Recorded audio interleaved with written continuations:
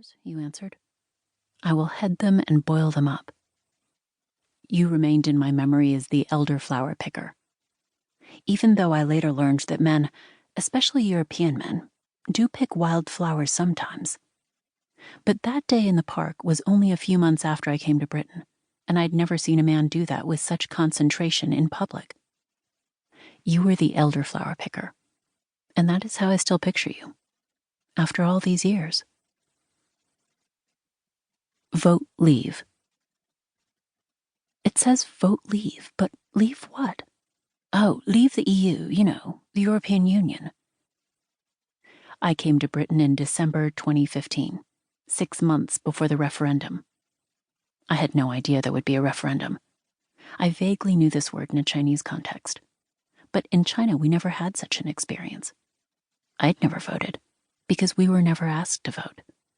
Besides, we were told only countries like Switzerland or Iceland might be able to conduct a national referendum because of their tiny populations.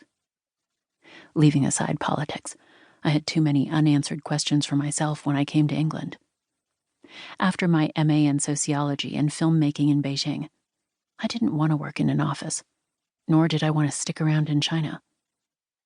I read a biography of the American anthropologist Margaret Mead and decided to study visual anthropology in the West. I wanted to be a woman in the world, or really, a woman of the world.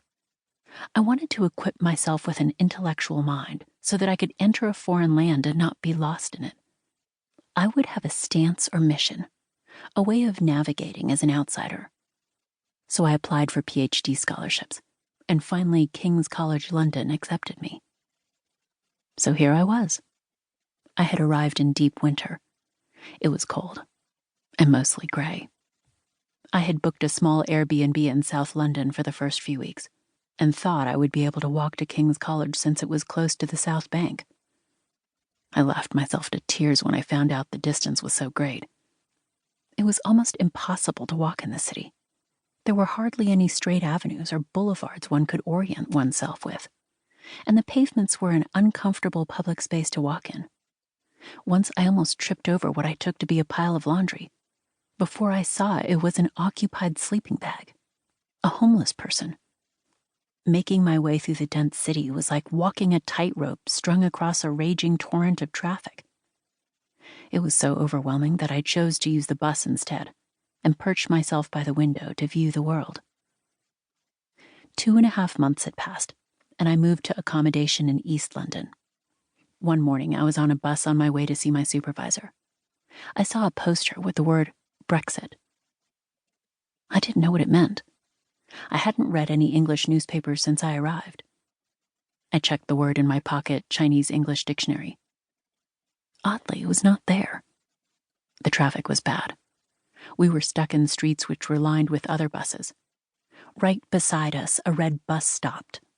There were no passengers on it. A slogan on the side read, "We send the EU £350 million a week.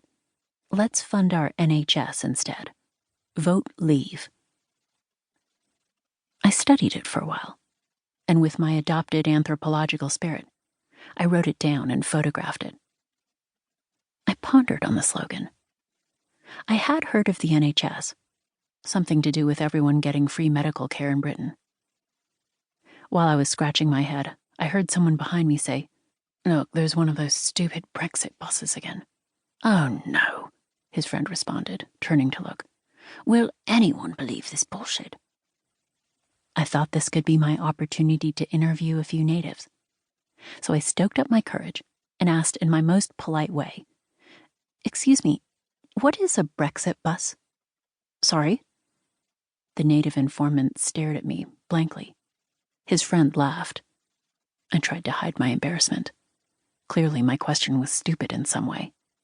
Nevertheless, I kept trying. "Sorry, I just arrived recently. I'm new here." The native didn't bother to answer. He just shrugged dismissively.